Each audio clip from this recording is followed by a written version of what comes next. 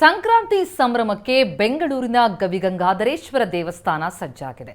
ದಕ್ಷಿಣದಿಂದ ಉತ್ತರಕ್ಕೆ ಸೂರ್ಯ ತನ್ನ ಪಥವನ್ನು ಬದಲಿಸುವಾಗ ಸೂರ್ಯ ರಶ್ಮಿ ದೇವಸ್ಥಾನದ ಶಿವಲಿಂಗವನ್ನು ಸ್ಪರ್ಶಿಸುತ್ತೆ.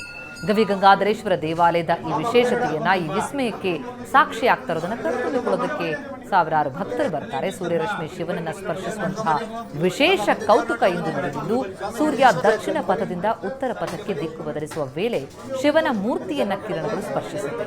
ಸಂಜೆ 5:20ರಿಂದ 5:23ರವರೆಗೆ ದೇವಾಲಯದ ಈಶ್ವರ ಲಿಂಗದ ಮೇಲೆ ಸೂರ್ಯ ರಶ್ಮಿ ಬೀಳಲಿದೆ.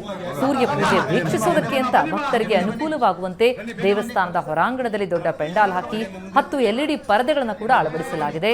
ಸೂರ್ಯ ಪೂಜೆಯ ನಂತರ ಸ್ವಾಮಿಗೆ ಕ್ಷೀರಾಭಿಷೇಕ ಮಾಡಿ ನಂತರ ಅಲಂಕಾರ ಮಾಡಲಾಗುತ್ತೆ. ಸಂಜೆ 5:30ರ ನಂತರ ಸರತಿ ಸಾಲಿನಲ್ಲಿ ಮೂಲಮೂರ್ತಿಯ ದರ್ಶನಕ್ಕೆ ಭಕ್ತರಿಗೆ ಅವಕಾಶವನ್ನ ನೀಡಲಾಗುತ್ತೆ. ಪ್ರತಿ ವರ್ಷ ಜರುಗುವಂತಹ ಈ ವಿಸ್ಮಯವನ್ನ ಕಣ್ತುಂಬಿಕೊಳ್ಳೋದಕ್ಕೆ ಅಂತಲೇ ಸಹಸ್ರಾರು ಭಕ್ತರು ಬೆಂಗಳೂರಿನ ಗವಿಗಂಗಾಧರೇಶ್ವರ ದೇವಸ್ಥಾನದತ್ತ ಧಾವಿಸ್ತಾರೆ.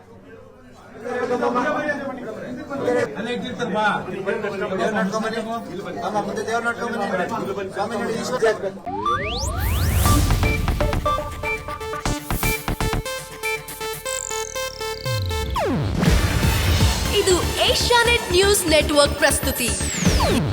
ನೀವು ನೋಡ್ತಿದ್ದೀರಾ ಏಷ್ಯಾನೆಟ್ ಸುವರ್ಣ ನ್ಯೂಸ್.